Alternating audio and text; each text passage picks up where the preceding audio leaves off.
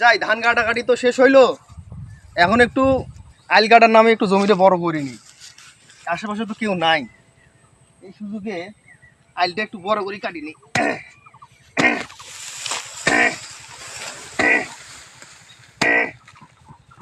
ভালো হয়েছে, একটা করেছি, আর একবার কাটলে এইটুক কাটি গেলে আর অল্প একটু থাকবে, আর একদিন কাটিলে শেষ। নামল, এই নামল, হ্যাঁ একটু দরকার আছিল রে।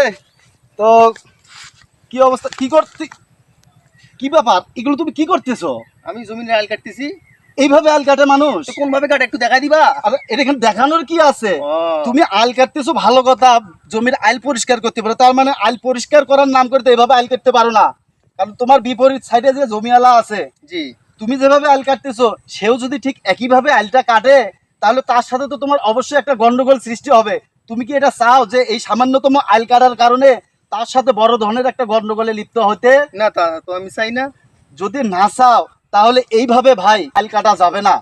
ঠিক আছে, আপনি যখন বড় ভাই হিসাবে একটা কথা বললেন, আমি অবশ্যই মানার চেষ্টা করব। তোমাকে অসংখ্য ধন্যবাদ। পরবর্তী থেকে তুমি আর এভাবে আইল কাটবে না।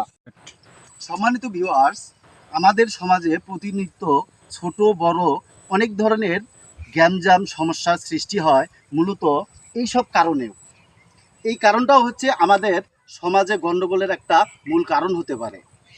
উদাহরণস্বরূপ বলি, শৈবাল দিঘিরে বলে করে উচ্চ শির, লিখে রকো এক ফোঁটা দিলেম শিশির।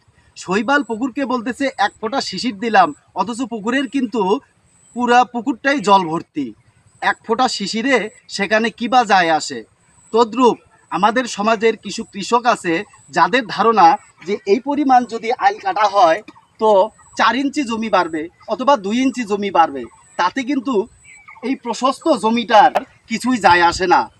তো যাই হোক, আমরা আইল কাটাকে না করি, গণ্ডগোলকে না করি এবং সততার সাথে জীবন যাপন করি।